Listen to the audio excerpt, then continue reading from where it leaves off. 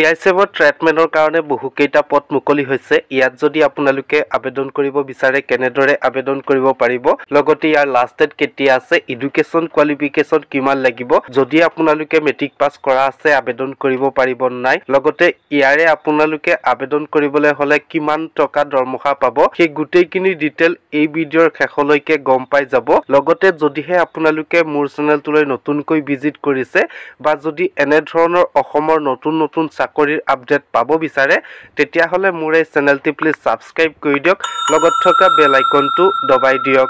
বন্ধুসকল, CISF constable ট্ৰিটমেণ্টৰ কাৰণে সেই পদখিনি মুকলি হৈছে। ইয়াৰে আপোনালোকৰ টোটেল ভেকেঞ্চি হৈছে 1161টা ভেকেঞ্চি আছে। ইয়াত যদি আপোনালোকে আবেদন কৰিব বিচাৰে আপোনালোকৰ অনলাইন ষ্টাৰ্টিং ডেট হৈছে 5 মাৰ্চ 2025 তাৰিখৰ পৰা অনলাইন জৰিয়তে আবেদন জনাব পাৰিব। লগতে ইয়াৰ যদি আপোনালোকে লাষ্ট ডেট চাব বিচাৰে ইয়াৰে লাষ্ট ডেট হৈছে 3 এপ্ৰিল 2025 তাৰিখৰ ৰাতি 12 বজাৰ পৰ্যন্তলৈকে আপোনালোকে অনলাইন জৰিয়তে আবেদন জনাব পাৰিব। লগতে যদিহে আপোনালোকে ইয়াত আবেদন কৰিব বিচাৰে ইয়াৰে আপোনালোকৰ এপ্লিকেশ্যনৰ মাচুল পৰিশোধ কৰিব লাগিব।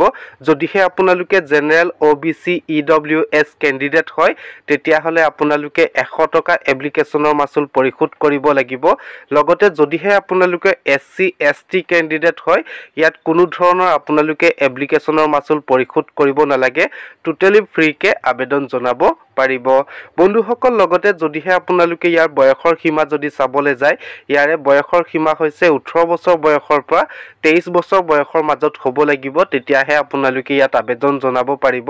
লগতে বন্ধুসকল, ইয়াৰ যদি এডুকেশ্যন কোৱালিফিকেশ্যন যদি চাবলৈ যায় ইয়াৰে আপোনালোকৰ শিক্ষাগত অৰ্হতা হৈছে যদিহে আপোনালোকে মেট্ৰিক পাছ কৰি থৈছে, মেট্ৰিক পাছ কৰি আপোনালোকে যদি CISF সেই পদখিনিত আবেদন কৰিব বিচাৰে অনলাইন জৰিয়তে আবেদন জনাব পাৰিব। বন্ধুসকল, ইয়াৰে টোটেল ভেকেঞ্চি হৈছে 1161টা। লগতে ইয়াত ডাইৰেক্ট আপোনালোকৰ ভেকেঞ্চি আছে 1048টা, ডাইৰেক্টলি আপোনালোকৰ নিযুক্তি দিয়া হ'ব।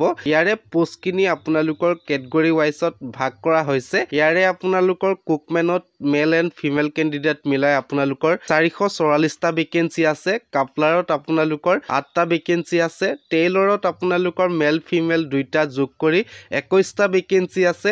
বাৰ্বাৰত আপোনালোকৰ 180টা ভেকেঞ্চি আছে। ৱাছাৰমেনত আপোনালোকৰ 236টা ভেকেঞ্চি আছে। লগতে যদিহে আপোনালোকে সুইপাৰত আবেদন কৰিব বিচাৰে সুইপাৰত মেল এণ্ড ফিমেল কেণ্ডিডেটৰ কাৰণে 137টা ভেকেঞ্চি আছে। পেইণ্টাৰত 2টা ভেকেঞ্চি আছে। কাৰ্পেণ্টাৰত আপোনালোকৰ 8টা ভেকেঞ্চি আছে। ইলেক্ট্ৰিচিয়ানত 4টা, লগতে আপোনালোকে ৱেল্ডাৰত 1টা ভেকেঞ্চি আছে। লগতে যদিহে আপোনালোকৰ MP এটেণ্ডেণ্টত যদি আবেদন কৰিব বিচাৰে 1টা ভেকেঞ্চি আছে। লগতে বন্ধুসকল, যদিহে আপোনালোকে এক্স ছাৰ্ভিচমেনৰ পৰা যদি আবেদন কৰিব বিচাৰে এক্স ছাৰ্ভিচমেনৰ কাৰণে 113টা ভেকেঞ্চি আছে। ইয়াৰে বন্ধুসকল, যদি আপোনালোকে অনলাইন জৰিয়তে আবেদন কৰিব বিচাৰে আপোনালোকৰ মোবাইলতে আবেদন জনাব পাৰিব। লগতে ইয়াৰে ফাৰ্ষ্ট আপোনালোকৰ ফিজিকেল ষ্টেণ্ডাৰ্ড টেষ্ট অনুষ্ঠিত কৰা হ'ব।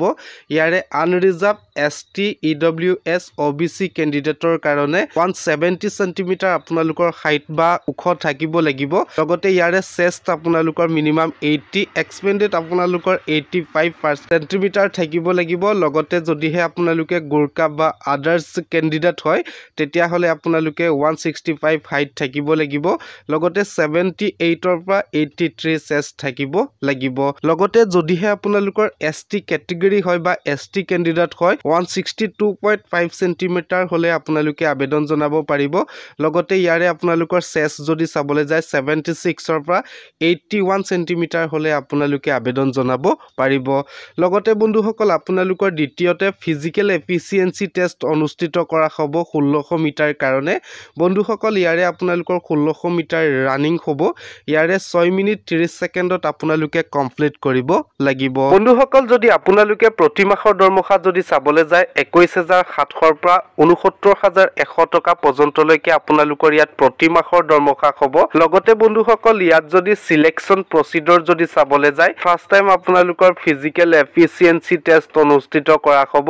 দ্বিতীয়তে আপোনালোকৰ ফিজিকেল ষ্টেণ্ডাৰ্ড টেষ্ট, লগতে DV trade test, written test and আপোনালোকৰ মেডিকেল টেষ্ট অনুষ্ঠিত কৰা হ'ব।